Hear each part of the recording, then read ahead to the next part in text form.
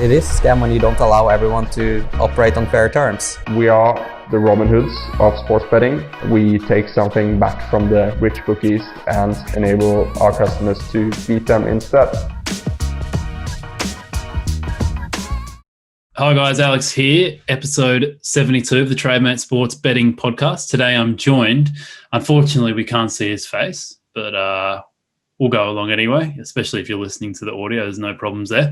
I'm joined by pro sports bettor, overs specialist. Welcome to the podcast, mate. Thank you for having me, Alex. Nice to meet you. Nice to meet you too, mate. Mate, before we get started, obviously you're famously known on Twitter as overs specialist. Do you want to just, I mean, you can kind of guess by the name, but do you want to just say a little bit about yourself and what you do? I guess I'm a contrarian bettor. I don't follow the herd. I do my own thing. I'm one of these that has, say, 15 tabs open in his brain at any one time, and I'm adding more and more. This is why I don't sleep. I've got, as Joseph Buckfield called it, a Laplacian tendency to know why for everything. So I'm pretty much obsessed with everything to do with numbers, sport, and mainly football, actually, which is the only real sport I focus on. And that's years and years and years now, and I just won't let it lie. So the further in I get, the happier and unhappier I get, I suppose. I don't know. It's an adventure, and I love every bit of it, to be honest with you. Yeah. And so I assume you're kind of just betting in play? Yeah, that wasn't always the case. I did used to bet pre-match. I sort of I sort of adapt to how I'm doing, what I'm feeling. So I did toy with making pre-match models, but I lacked the programming know-how, if you will. I couldn't take my ideas further. I had a lot of success with Asian moneyways at one point. So I would see, I managed to source an Asian moneyways, a bit of a holy grail, I guess. Different to how we could see, say, the Betfair moneyways, which is just public money put on. I had it, I don't know which Asian bookmaker it was, but I could see overnight the amount of money being put onto each side, and the differences in terms of the volume of money being placed was staggering compared to what we see in the EU. So come 5 o'clock in the morning, I'd get up early, I'd see the amounts being placed, and I could react faster than the EU books would, because for some reason they were really slow at picking it up. So I had a lot of luck with that until this moneyway disappeared. But I do miss the wanting to do things pre-match. But the more I did it, the more I realised that there's too much going on in play that can change everything you thought you knew about a game before it kicks off. And then I found myself feeling like, especially with pre-match markets where I'm starting from the beginning, say a win draw win market, I'd find myself like, I didn't like being tied till the full-time whistle. I'd like to, I appreciate the maneuverability I get when betting in play. I can be in and out of a market within a few minutes, sometimes a bit longer, but I'm not tied to the full-time whistle where, X, Y, and Z could go wrong. So I much prefer betting in play now. Yeah. Okay. I've kind of got just such a range of questions for you today based on, you've got your own podcast that I think it's been a while since you posted a podcast. I'm not too sure. Has it been a long while? Yeah, it's been a few years and I've promised a few, but life gets in the way. Yeah, no, 100%. I was just, a lot of my questions are based on what I've heard you talk about, and I found, I thought your podcasts are really great and I guess thought-provoking, and I guess left me with lots of questions on, going deeper into some of the topics you talked about. I guess in terms of the structure for my questions here, they're pretty much all over the place in terms of how you find value, your methods, and then just going through some of your quotes from the podcast. So I'll try and find my logical starting point here is, have you built your own model? And if so, how do you think it differentiates from, the automated algorithms that bookies are using nowadays? Yeah, I have. And to be honest, the memory of its creation will stay with me forever. Not just because after so many years, my ideas have taken like a big bang type explosion from being in my head into reality, but also because the work on them began at the beginning of the first UK COVID-19 lockdown. A lovely chap of mine who was in one of my betting groups, he's been with me like the longest out of anybody, responded to me ranting my frustrations in a Telegram chat about not being able to take my work further. And then he revealed that he was a data engineer and he'd be happy to take my ideas forward. So from then on, me in England and himself in Bulgaria, we worked through the lockdown, made sure we actually got something done. And it blew my mind, to be honest, how quickly, once he understood my mad ramblings, that he turned idea into code. And then there it was, like on a screen, ready to be read. The boundaries were kind of removed at last. And I'd often get new ideas in the middle of the night, and I'd leave him essays to wake up to. So we've got three in-play models now, which are only in play. And that was started, we found a data supplier for odds, for live data, which pay a lot of money per month to do, but it's necessary to provide what we need for the models. We needed the fast and we needed like it fast and correct, because our models recalculate every minute or every 30 seconds, depending on what we ask it to do. And they cover almost every league in the world as well, which is something I really wanted. And I think that's a key difference between me and other bettors with their own models. We've got we've got live data, say for the Liga Primera under 20 in Nicaragua. I can never say that word. Or Nicaragua. That's it, yeah. Or say the top Liga in Kyrgyzstan. If odds are offered anywhere in the world, we can bet there. That live data again is backed up by a database that we've got, which is almost 800,000 games strong. So even the most tiny leagues, if Pinnacle have been there or other top bookies have been there, we can go there. It gives us a huge range of possible bets 24/7, and that makes me happy because there's nothing. I've had things in the past where I've been limited to where I can go and what I can do, but this is just freedom. If I'm awake and something pops up, an alert, I can do it. It's actionable. So I can see by doing that as well, I can get on, say, in a league, which others might not be, or at a time others might not be, where the pricing isn't as efficient. So I can see this with, say, the live algorithms prices that you mentioned.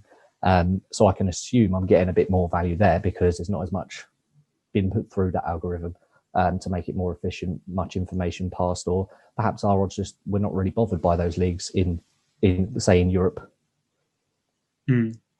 And in terms of bookmakers, are you just on the exchanges, or are you looking at the likes of Pinnacle and stuff like that too?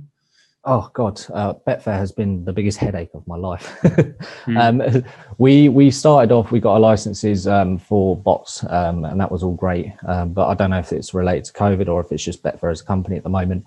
The amount of market not available messages we were getting through the bots, because I like to attack certain markets, not just the big ones. So for a while I was running the bot on over 1.5 first half goals, and it was amazing me how many games were coming up. It wasn't available even though they were running the game. And when you're talking about strike rates and et cetera, we found that sometimes we'd get on all the winners but miss all the losers, or vice versa. So it was too volatile for how we liked it. So yeah, we move around. So I personally will use Betfair. I'll use Bet365 as well, and then another of other soft books, but the ones I'm not restricted on already, because quite a few already am.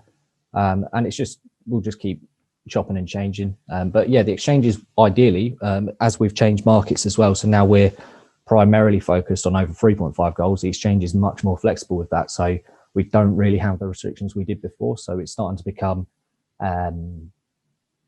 much better for us on the exchange than it was. So yeah, mainly the exchanges. So you're saying now that you're just literally with your model, you're focusing on the overs and 3.5, like that is literally all you're focused on. Yeah, I mean, it's interesting because when I set up the models, and all three do very different things, but I need them all to agree on certain things before I'll get an alert. And I choose different, ratings on these models for certain types of bet. And instead of just, this looks good for this, let's bet on it. What I've done is we've set up several trackers, which will then record my hypothesis, if you will, over X amount of time. And even like most of them that have started are still going now. just collecting data, so we know after a few months down the line or a year down the line how good that strategy would have become. So, but mainly, yes, 3.5 goals is what I look for, and I will touch on 1.5 first half goals as well in the same sort of alert, because I collect data on both for the same. I call it my white alert, and when that comes through, and I've got several different white alerts as well. It's not just we've got a white alert. There's back 3.5 goals. I've got several different white alerts over several different times for several different reasons that all attract, all have different strike rates. So it's very complex, but it works. And these alerts will be fired over to me as soon as something triggers on the models to a Telegram channel. I can read the actionable data live. I can see what's happened, what it's saying, what's happened before via the same alerts, and that gives me actionable data that I can then turn to in-play bets. Unfortunately, it only gives me, based on strike rates and things, only gives me like implied odds. So it's not. I mean, I've as I said, I'm sure you'll probably ask me about it soon, but as I said in one of the podcasts, betting in play, it's really hard to try and quantify value. And that's something that I've had to sort of look past, and I've had to kind of give up on that side of things. I can take the closest I can get is look at my implied odds and use that as a guide, but I would never say, and to this day, I would never say I know what I'm doing is value. I can't, it moves too quickly. But I know I'm profitable, so that's the reverse of it. So, yeah, I was actually making a video yesterday about kind of sports betting versus sports trading and the pros and cons of each and what kind of might be the better method. And I guess one of the biggest cons I thought of sports trading is that I feel like you can't really know if what you're doing is profitable unless you log thousands of bets and then just check out your ROI and see what it's like. Because unlike sports betting, you can just, after 100 bets or even after like 20, 30, 40 bets, you can check how many times have I beat the closing line. Have I beat it 80% of the time? Great. Well, then my strategy is probably working. And then you kind of just go from there. But yeah, so how do you is it just about, for your trading, is it just about you getting in the amount of bets and then seeing what your ROI is?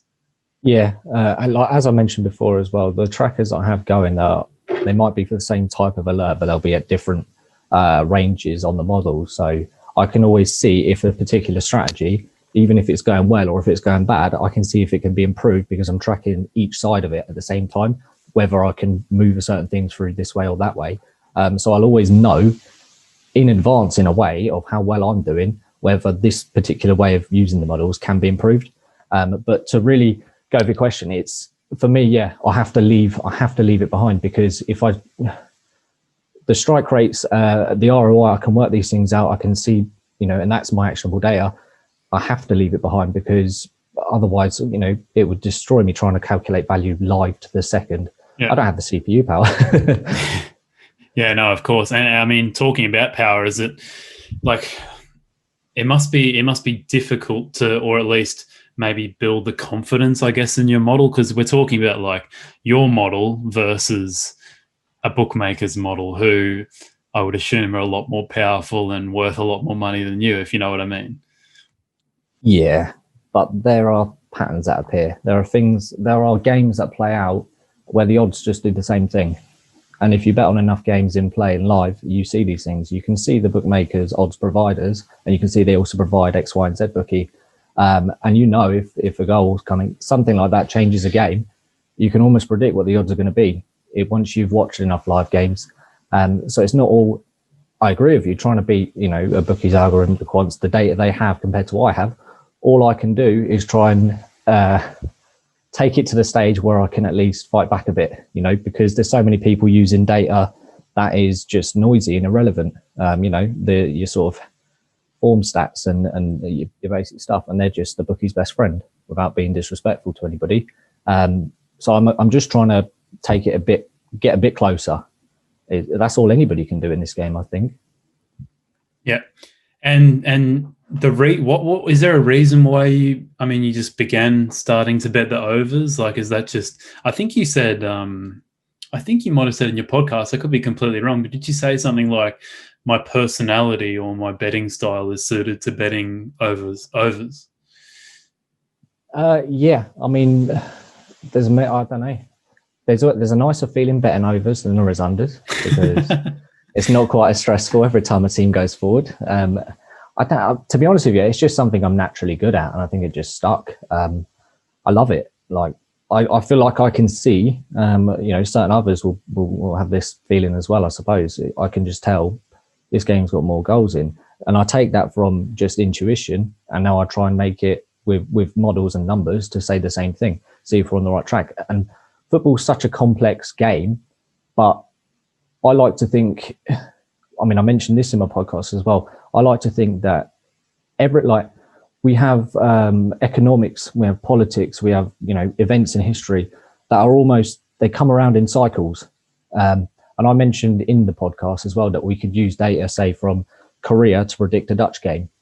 And I've wanted to basically make that possible. I'm doing that now, because I don't think that you can limit yourself to almost what we've been taught to look at. So I'm always trying to do things in a different way and kind of go outside the box, because I feel like there's too many people using the same sets of stuff and they're just limiting themselves. Yeah. In terms of someone who's like sitting here listening and going, yeah, this sounds great, like this model sounds awesome, but they're thinking, all right, well, this is working for this guy, like I want to do what this bloke's doing, kind of thing. How do you think you learned all the things you have learned about the markets, or at least in play markets, to put into action into a model? Like, do you think it's just time spent? I don't know. It's more, every person, I think, that it starts betting, whether it's, just for fun or takes themselves a bit seriously, will go through a stage where they consider, right, is this actually for me? Is this, can I actually do this? Was it just a bit of ego? And they consider, perhaps I should, just give it up. And I had these thoughts myself. But there was something nagging me in the back of my brain after, because I took a few months off, just saying, well, actually, you're good at this. You're naturally good at this. And the reason why I feel that is I've got this hunger. I need to know why for everything. If I don't understand something, I'm just obsessed until I do, and I'll never understand football fully, but that's part of the quest. I feel like you have to have a bit of an understanding and acceptance from losses, first of all. But on the flip of it, you want to know, you want to get annoyed that you weren't right at the beginning, just so it fuels you. I see so many people that, especially, on Twitter itself, who develop things, smaller things, who, stop there and they believe, we've conquered football. This is how it's done. These sort of stat cards that pop up. And I feel like you have to keep pushing yourself. You have to keep going, what's next? And that's what I do. Like I said, I'll wake up in the middle of the night and leave my data engineer a massive essay, a huge amount of work to do. And I feel very sorry for the bloke most of the time. But that it's just a burning desire to get better in this game. And for me, it was frustration for many years because I couldn't do anything. I had no computer knowledge in terms of programming and building models. I'm useless at it. But I can sit and theorize ideas about how they'd work, but I couldn't make them actionable. So I feel like if anybody's trying to go that stage further, first of all, there's going to be costs involved in building these sorts of things. Of course there is. So to be prepared for that. But also, if you're going to do it, I would recommend, there's a lot of PhD theses that talk about predicting football online, and they're full of some fantastic ideas. And some of those gave me real inspiration on how I've moved forward.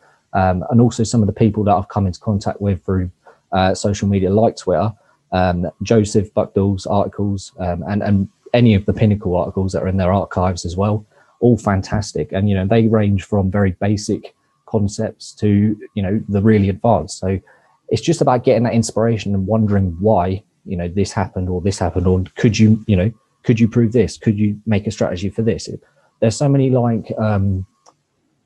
strategies you see with, say these Betfair bots. That seems to be the big step up from normal gamblers. And then they'll get a software which has pre-built strategies in, and all they've got to do is load money into it.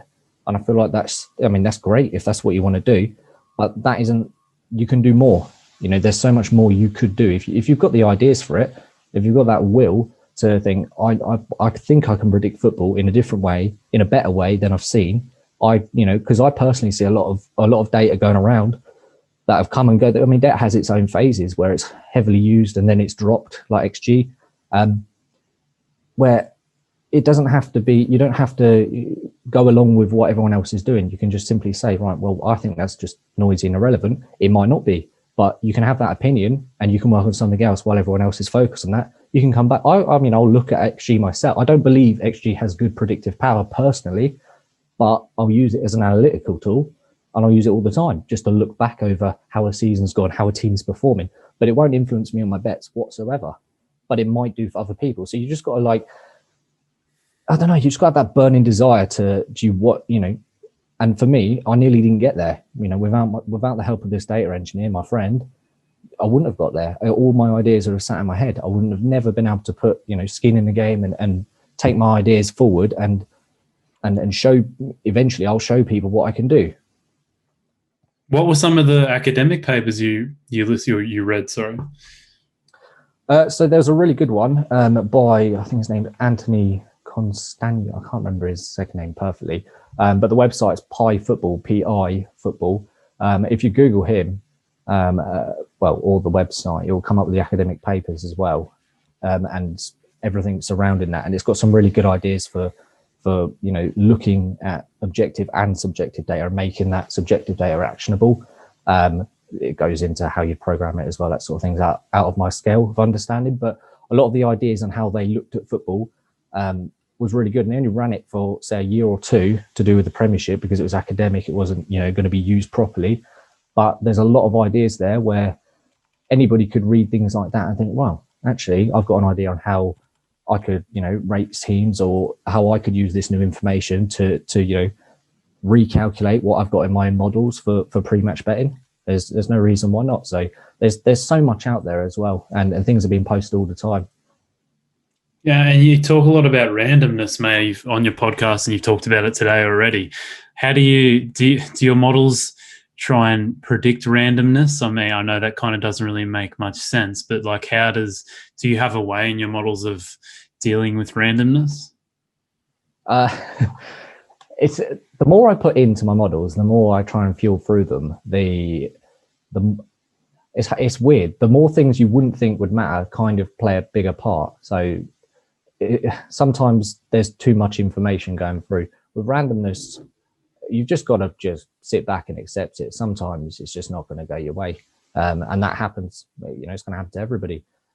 With my models, I try not to think about it, and I try and look at how I can just be accurate. You know, as I say, not every bet's going to win. Well aware of it, but I just try and it's random. I mean, I sound like I'm contradicting myself in a way, and I'm a bit of a hypocrite because I say it's random, and it is, but I also will say it's predictable. It is kind of cyclical in a way as well by nature. So under the right conditions, which is how I, you know, would word how I place my bets. Under the right conditions, football is predictable, but for most of the time, it's incredibly random. Even to me, with my model, I wouldn't touch certain games, but the ones that, you know, I'll become alerts and I have data on and will just provide me with a list of bets. It's not so random, even though I won't win every bet. No one could. And betting on overs 3.5 for a whole game and 1.5 in the first half, I assume most of the time that they're going to, I mean, depending on when you're betting it, but what are the odds ranges like for those kind of bets? Like, are you trying to stick to something around evens, or are you just, you know, are you betting overs 3.5 at any kind of odds range, no matter how big? It depends on the league itself, because with the league comes your range of odds. You know, certain leagues like Bolivia, you're gonna have really short odds on 3.5, especially if a goal's been scored. Other leagues, say the Spanish top league, you might get well above evens, or Georgia, you know, a league people don't tend to bet in. So I have to adapt to the market, and I have to adapt in how I bet actually with that as well. So sometimes, as an example, it might be 1-0 in say a Bolivian game, as mentioned before, in the first half. And I might be thinking, right, I've got a very strong alert, perhaps my best white alert, which is telling me, you know, fantastic strike rate for over 1.5 first half goals and over 3.5, but the odds aren't there. And what will happen sometimes, and what did happen when I first began tracking these alerts, was I'd be waiting for an acceptable price, say as you mentioned, evens, but a second goal would go in, and I would never get the opportunity to get on the first half goal market, and sometimes not the 3.5 because another goal would come quite quick. So I had to adapt and change my my approach in a way just to make sure I could get on those bets. So sometimes I'll actually take what's known as bet builders, and this was a market I wasn't interested in the slightest, but now are sort of my best friend in certain leagues. Certain leagues I have to take them, and then I just get a combined price for the 1.5 and 3.5, which makes it acceptable. Otherwise, I run the risk of missing out on that bet. But yeah, for me, evens is sort of where I look at going. If it's evens, I don't really want anything below that. And if I'll make it up to evens if I have to, if the strike rates are there, and if not, I'll wait it out and then happily miss it because I've not lost the money if I've not placed a bet. And looking at your Twitter, I had a quick breeze through earlier, and it seemed like most of your bets are in pretty small leagues. Like, you're not talking about your big 5 European leagues or anything like that. Do you struggle to get the liquidity you want in those kind of leagues? Yeah, of course. I do get alerts for big leagues as well. It's not just the small ones, but I think anybody who's betting in play, I had a conversation with Psychoff recently about this, and I was asking how he gets his bets on because I was really struggling, especially on Betfair. And he said to me, I can't, liquidity for the leagues that you're betting or I'm betting is just not there. It doesn't, you have to think outside the box, do whatever you can to get these bets on, basically. Look elsewhere, try as hard as you can, because that is the sad truth. If I could, like I've mentioned, I could be betting on a very small league, but if I can't get the bets on, it's very frustrating. So Betfair isn't as good for smaller leagues, but that's where I take advantage of the sort of soft books that haven't restricted me again, like 365, and that's where I have to be careful with my staking and how I proceed with those accounts to try and make myself not get limited or banned. Yeah, it must be very difficult, mate. And so your staking then, is it quite variant? Because is it kind of just dependent on how much liquidity you can get, kind of thing? Because I mean, if that's the case, then that's probably not the best way to be staking. I mean, first of all, I'd say with staking, I'm not staking the mathematically correct way of staking, and that would be with Kelly, like True Kelly, to protect the bank, and that's just personal preference. I've always been fond of level staking, and trying to quantify my expected value to get the true mathematical Kelly is, like I've mentioned before, is impossible. So I just take the simple approach. It works best for me. So I do have the implied probabilities or odds, based on strike rates and things like that for all the different trackers I have. And I definitely will use that as a guide for my staking. But if I'm on Betfair and there's money, I can bet whatever the hell I want. And that, but within reason. I'm not staking thousands yet. I'm on my way to upping my stakes as I go. But if, say, I'm on Bet365, most of my bets, to be honest with you, are either £25, £50 or £100. And that would be the total per market. So I'll adopt different strategies, based on what's presented in front of me. So I'll, with games where I have a high score and expected first half, with lower odds, I'd usually, as I mentioned before, back the bet builder of over 3.5 and 1.5, or to try and in a way use bookies tools against them. But it helps because those sort of markets, the bets themselves, the bet type itself, are used more by recreational punters, so it keeps me a little bit more under the radar. Other times I'll try and drip stakes. So I'll place an evens at 2.5 at 3. Is that the right way of doing it? It's kind of hypocritical of me, because of expected value and time decay, as I've spoke about before in my other podcasts. Should I full stakes at 2.0? Goes from my head quite a lot, instead of trying to drip it. And I think yes and no. I don't know if and when, or at all, if these prices were value. I just have an assumption based on my applied odds via the models, the strike rates for this specific alert, and it's having it's half confidence in my models and half me trying to increase my return by hoping I can get up to the total stake before more goals will occur in that game, and then obviously my prices will all change again. The fact that time is ebbing away should make me more cautious, but I choose to ignore it because I find the more emotional you are, with stress and anxiety, with in-play betting, that leads to recklessness, and I'd rather just put full faith into my models and the numbers it produces. Yeah. So are your models coming up with any kind of staking then? No. So would you say that you're kind of doing it off feel, the staking? Yeah. I mean, it's more.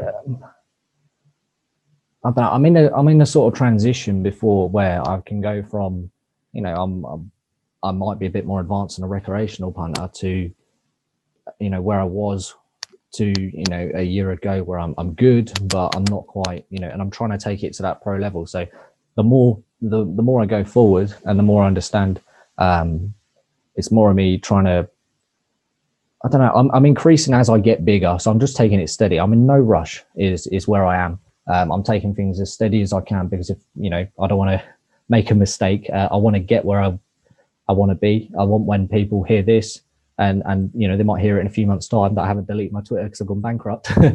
So it's more for me. I'm just taking it slowly. I know what I'm doing is right. I know it's working. I've got all sorts to back myself up there, and I'll get there. So I've spent my whole life rushing and trying to get progression, but I'm at a point where I can finally relax and know it's just going to happen by itself. So I'm in no rush at all. When testing out a strategy, mate, like you're kind of doing at the moment, is there a sample size is there like a point, 100 trades, 1,000 trades, whatever, where you go, all right, let's have a look now and see how it's going? Yeah, I mean, it's difficult because you can back test, and we could put games going back X amount of years through the models, and it would give us results, back tested results for in-play betting, which was quite interesting to read. And then with the trackers, and we let things build up, we've got certain alerts, the 1.5 first half goals, which is separate to the white I mentioned here, where it's 1.5 and 3.5 that we go for. It's a different type of 1.5, which only specifically focuses on betting on over 1.5 first half goals after the 31st minute only. But that one itself is well over 1,000 alerts now tracked, and that can, even though we're not making them actionable and betting on at present, they're still collecting data. So we'll have a full season, we can look back. And for me, for my best alert, for the best specific white, because there's several different ones, for example, there's been 118 of them. That particular version of this specific alert for white is only 60 days old. So it's roughly 1.95 a day or something like that off the top of my head. But that, for me, it's got a striker and stuff. I'm under no illusion things can change quite quickly. They can go up or down. But as I mentioned before, each specific alert has a before, not a before, but like a change to the way the models look at it, lower amounts and higher amounts. So I can see eventually over time as these build up to the thousands, and I can then make assumptions saying, well, actually it should be over here. I don't think there's you don't want a too small a sample size. I mean, if I got excited after the first 10 bets of certain alerts, I'd be bankrupt right now. You've got to have a bit of patience and let it play out. I could have gone via back tests, but I don't like them.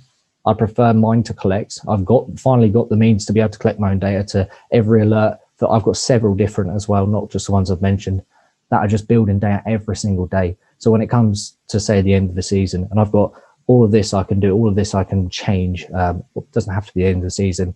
So for me, it's about I wanted my own set of data based on what I've put through the models, rather than just use backtest personally. But I don't think there's a limit to sample size. Obviously, you just don't want it too small. Yeah, of course. Mate, one of the quotes on your pod was betting on 1x2. You said that you think people who bet on this market are mental. So I love the quote, but you've obviously got to explain to me why, mate. I think I touched on it earlier, actually, when I spoke to you. It was, first of all, it's a lack of maneuverability. You need to be able to, the amount of times back when I would bet 1x2, and this is, even pre-cash out, You know, I remember a Derby game. Derby used to do this to me all the time. They'd concede in like the 95th minute and ruin your bet.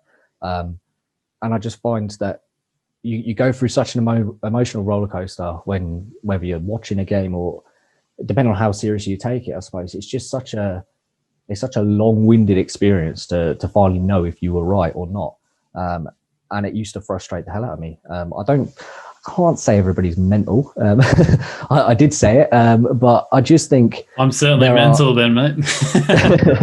I think, well, it depends on your level, doesn't it? I mean, if you take betting very seriously and you've got, you know, great knowledge you guys you use and the way you approach betting, fair play. You know, I nothing but admiration for you guys. But for me personally, it just annoyed me. I think it's crazy to make an assumption or make a prediction, whether it's via models or just because of gut intuition or because your mate gave you a tip, and then place a bet, and then you're tied until that full-time whistle before you know if it's just too long.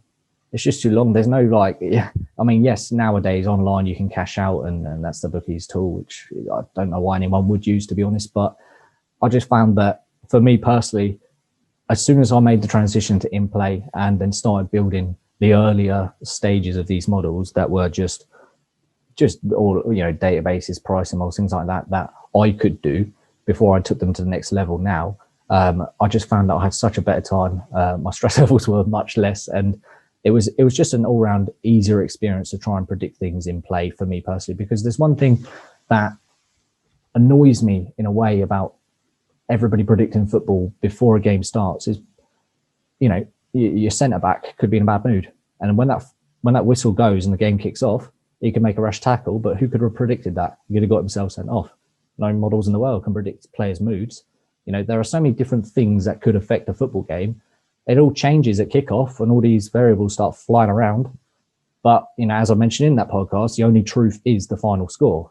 And I just find it far easier to predict what's going to happen during a game that I can watch. I've got data flying through, than I can making what I would say assumptions before a game and hoping they come true. Yeah. Clarify this for me. I mean, one of your quotes was, in a game where there's been no goals or one goal, in both cases, is there an increased chance of the next goal being scored in the final minutes?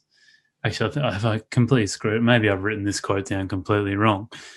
But let me just repeat that. You said, in a game where there's been no goals or one goal, in both cases, my question is there an increased chance of the next goal being scored in the final minutes? Ooh,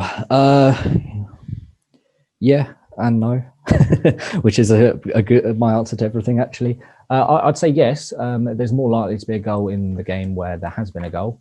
For me, the only way I can describe it is goals are very useful in football, not just because it changes the score, but because it changes everything tactically and psychologically, and you can observe these changes live. Things change depending on the time of the game as well. So, you know, teams going behind very early on is not quite such an urgency. Depends what sort of pressures are on this team as well. So if this game's 1-0 late on and you're talking, is there more chance of an equaliser? Yes, if perhaps it's in, you know, stronger. There's so many different ways to look at it, but I think it's always more likely that there will be another goal at the end of a game if there's already been one, personally. And that's just what I've seen over the years. I think that you can see the changes into the way that, and I mentioned it in my pod as well, how, you know, an underdog will score and then retreat into a defensive shell, making the attacking side, who might be stronger, shoot from range. This is where XG factors in. And you can see these less probability of scoring shots live. You can see the coaches barking orders, and the substitutions are interesting towards a late game, actually, because that does shift things quite drastically in a ways that you can't always predict as well. But for the most part, I think that, if a goal's been scored, no matter when in the game, there's always more likely that another one will follow. But that's just personal opinion. Do you think the in-play odds reflect that? I think the in-play odds are a joke, to be honest with you. You can get to 91 minutes in a game for most bookmakers, and you'll see in-play odds of over 1.5, say it's 1-0 for 5.0. I mean, you're telling me there's 3 minutes left in a game, and you're giving it a 20% chance of another goal. So they're using our expectation of a goal and giving us a really crap price for it, but within reason, I suppose, because more will come late. But I still think they're a bit bad. Personally, I'd much rather I wouldn't be happy betting late in play personally, because I just don't think the prices are correct or fair personally. Yeah. So, I mean, I'm trying to just like get a scenario here where, whatever, Manchester United playing Liverpool, it's 1-0 to Liverpool, let's just say, or 1-0 to Man United, whatever the scenario is. Like, what kind of point in the game in terms of minutes are you thinking that I'm going to put down a bet here for the over 1.5? Usually quite soon after the first goal, like within the first few minutes, because the way my models work now is I don't need to sit and watch for X amount of time after an event's happened. I mean, I say the system will reset, it will change after a goal, because right there and then, at 0-0, both teams have a plan on how this game's going to play, and they will play that plan up to 89 minutes at 0-0, or until substitutions come on late, and then they opt to change tactics, i.e. taking off a defender and throwing on a striker, will immediately change things. But for me, I want to be on as early as possible to reduce the risk of more goals going in, because sometimes that does happen, very quickly after the first goal. You can have an instant response. So for me, in that instance, if I had an alert on Manchester United versus Liverpool, I would be looking the first few minutes after the first goal goes in. That's when I get on. That's when I would pounce. But if I wanted to observe the game, if I wanted to see what I've observed for years, and then make a more informed decision based on my own human experience, and then tie that with models, I could wait later. Wouldn't you say that I assume the odds will be at their lowest point, though, wouldn't they? Straight after the Manchester United goal. Yeah, but it depends on if I was betting over 2.5, then I wouldn't be making much money after betting on straight after the first goal. But because I'm betting 3 more goals in a game, and usually the games that I'm featuring are mainly in the first half. I'm not betting 1-0 at 60 minutes. There's going to be another 3. It'll be some point during the first half. So betting on another 3 goals at straight after a goal isn't as bad as it sounds. I mean, most of the odds I get will be between 2 and 2.5. And if I do, as I mentioned earlier, have to get lower odds, I can top them up if it's a good first half goal strike rate for another goal. So I'll always be getting around 2 and plus. Yeah. Okay. No, it's very interesting, mate. I guess, your models predict, it's interesting for me to like how much like nowadays, now that you've got your own models and stuff like that, do you ever find yourself like your model splits out something, and maybe it's on a game like that you might be like having not a lot of knowledge of, like maybe you're watching your favorite team play or something like that? Do you ever have a situation where it spits out, some sort of bet you should get on, you kind of disagree with it? Used to. I mean, I used to spend I don't sleep very much. I used to watch world football. I used to be quite big in Paraguayan football back in the day. That was my favorite league. So I was always up watching football. But now I cannot stand watching football, and I won't. The only game, I'm a Chelsea fan. I watch the Chelsea games. That's all I watch. If I place a bet, I will not watch it. It's the most frustrating thing ever.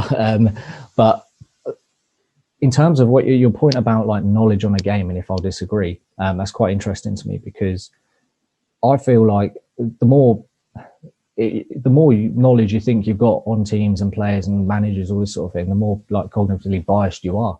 I prefer to I'll get an alert, say, in the Swedish Superstar, and 2 teams I don't know nothing about, don't know anything about the players or the format, any of that, where they are in the league, and I'll place the bet. I won't even look. For me, it doesn't matter, because I'm predicting goals. I'm not predicting is this underdog who are winning gonna somehow slip up and let the home team back in, or I'm not bothered by that sort of noise. I try and stay away from as much emotion or personal opinion as I can in terms of how I bet, or where I'm betting, because I do know certain teams, like I mentioned Paraguay. I do know a lot about certain teams across the world. If somebody says a team name to me, I know who they are, but I might not know things that other people might know about them, because I just don't care. But I know what league they play in and what country they're from. because that's all I need to know to find them on a bookmaker and place a bet. And a few more, just two more general questions for you, mate. Do you think stats in football nowadays, or data, all this kind of stuff, do you think they're almost useless in today's game just because they're factored into the odds so heavily now? Yes and no. I say that every question, don't I? There was a shift. There was a big shift in the way odds are presented to us. A big manipulation, if you will. And Matthew Trenhell was a really good person. He spoke about this on his podcast, and I found it really interesting because he's worked in the interest rate industry for many years. We went from, most bookies pricing up games. I mean, most just copy Pinnacle now with ridiculous margins added on top. But we went from a point where most softbooks just priced it based on what they took, but now it's different. Now we have games that are priced to attract more bets. So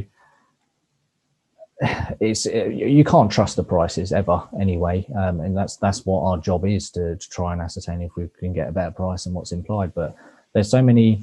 I feel like now the bigger social media has got and all the platforms for betting, and the easier it is to do, I suppose. I feel like more and more we're just being manipulated into think, your Saturday ACCA boys who, overs in West Ham versus Spurs is 1.3. It's going to be flying in, isn't it? Only for, the 3.0 unders to land, and it was 1-0.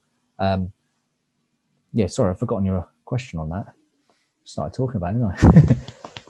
You caught me drinking water, mate. I was just saying, how much you think that stats should be used, I guess, because I guess they're always kind of factored in the odds nowadays.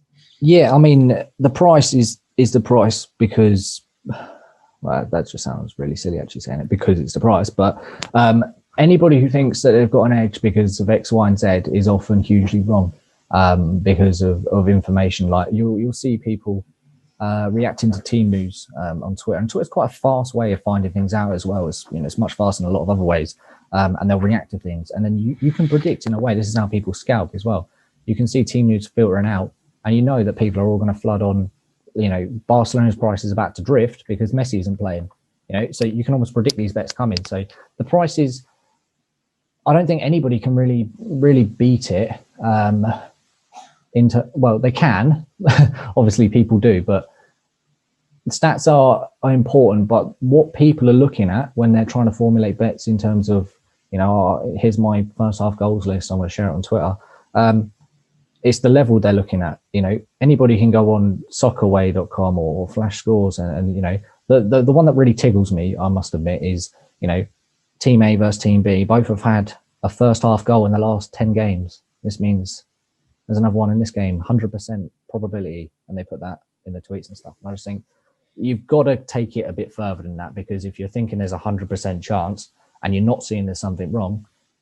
So it's just certain stats. I think there's a lot of noise. I mean, I look at certain stats. I will use certain stats in how I approach my bets, because to try and pretend I don't would be, I've got a database full of them. But what I make actionable, because of my data provider, gives me an insane amount of information per game. But that's sifted. It will be reduced. I'm only interested in certain parts of it. So certain things are interesting for and important for me, and other things I can just dismiss straight away as noisy. And certain things, the more you look at form, which I find a lot of people in pre-match betting definitely do, the more cognitive biases you tend to give off, and that influences your decisions, especially if it's, as a Chelsea, I'll watch Chelsea games, but I won't bet on them. I'll never bet on a Chelsea game. Yeah, no, I think that's a smart way to go about it. I'm kind of the same with Arsenal, mate. I mean, maybe not. I mean, if I was smart, I'd bet against them at the moment. But I completely agree with that, because I mean, then you're kind of talking about biases and emotions and all this kind of stuff. Last question for you, mate. Because you come from a very niche. I would say you're like one of the most niche people I've talked to, at least on the podcast, because you're betting on just football, you're betting just on in play, you're betting just on overs, and then furthermore, you're just betting on two different markets. So from your perspective, mate, what advice would you be giving to people out there from like your niche category that you put yourself into on how to make a long-term profit from betting? I know it's like kind of a broad question, but yeah, is there anything there you'd like to offer up? Firstly, I'll just say for now is I'm only betting on these markets. I've got lots in the pipeline and lots of future plans as well, in terms of how we're going to go. I will be applying the same model principles to other sports eventually. I just personally don't understand many other sports because I'm not interested in them, but I will. That's something my data engineer wants to test and try out as well. But in terms of advice for people in this sort of niche market is to don't follow the crowd. Like, don't. If you do, you're not going to get anywhere. Ask questions, annoy people. Joseph Buckdell from Pinnacle, I must have sent the guy, 100 emails back, years and years ago, just picking his brain and wondering, why is this? Well, even one, the most embarrassing one, I found this the other day and it made me laugh. I sent him a theory about odd and even goal markets that bookies used to offer. I thought I found something quite peculiar with them. It was nonsense. I was just apathy. I was just seeing patterns in numbers that weren't there, but I think it's important if you want to be profitable, you want to be taking it to the next level. Like, look for people who are doing better. Most people are really good. I've asked questions to some like people way beyond my level all these years, and they've always helped me. They've always answered it at the very least. So, and that gives me more curiosity. You have to be curious. You do have to want to know why things are the way they are, and then just to pursue it. Because for me, it's an art, and you have to pursue an art. It is me. So you have to have that raw desire to want to get there and to see it through. And as I said, I nearly didn't take that next step, but I had a bit of luck. And I read the backstories of some of the other successes in the industry, and there's a recurrent pattern of either down on their luck or just couldn't take their work further. Somebody steps in, but it gives them a bit of belief. I'll help you, and then off they go. So it's a nice. You have to, you want to have that raw aggression that you can get better and you can do it. And if you've got that within you and you're not just going to stop at, say, this level and think, oh yeah, I'm not bad at this and I'm making a little tiny bit, I think you've just got to keep pushing yourself and going forward. Yeah, mate, terrific advice. I think that's, definitely some good advice for people to listen to out there. Where can people find you, mate? On Twitter and any other work that you're doing at the moment? Feel free to shout out anything. Just Twitter at Over Specialist. The two podcasts that you've mentioned a few times are in the pinned tweet for the SoundCloud. I'm not really anywhere else on social media. This is sort of what I do. So, I'll share. Thank you very much for having me, Alex. No, mate. Anytime. I thought, these kind of topics I don't think we've really talked about much on the podcast in terms of delving quite deep into in-play markets. So I think our listeners... Sorry? It sounds quite vague as well when I'm talking about alerts and stuff, but I hope at some point in the future, I'll be able to come back with you and to be able to show you, perhaps at the end of a season or something, this is what, I was looking at, and now I can show you what's actually happened. And then it won't seem quite so vague to perhaps some of the listeners who are just hearing me talk about specific alerts. No, that sounds like a good idea, mate. Yeah, just to kind of, I don't like to make statements about what I'm up to. It does sound quite vague, and I imagine that some of your listeners might think that. But I'd like to put skin in the game and say, look, I'll come back and I'll show you what I did, and this is where I'm at with it. Yeah, tremendous, mate. Sounds like a good idea. And for all the listeners out there, going on a bit of a break now. I think this podcast won't come out maybe it'll probably be sometime after Christmas anyway. So you'll probably have to wait a week or so before we get our next podcast out, which I assume will probably just be a preview of European football with George and Nigel, maybe a UFC with Jonas and Ryan. But yeah, we'll see how we go. But other than that, thanks for listening, everyone. Make sure you do a quick rate and review of the podcast. Subscribe to us wherever you listen to your podcast. Share it around to your friends, always helps. And if you're looking to implement some of the strategies we talked about today, unfortunately, you can't really implement any of them with Trademate Sports because we don't offer live betting at the moment. But go start a free week trial of Trademate Sports if you're invested in value betting or you're interested in it. and start your value betting journey. Mate, over specialist, thank you once again, mate. Thank you very much for having me, Alex. It's been a pleasure. All right. Cheers, guys.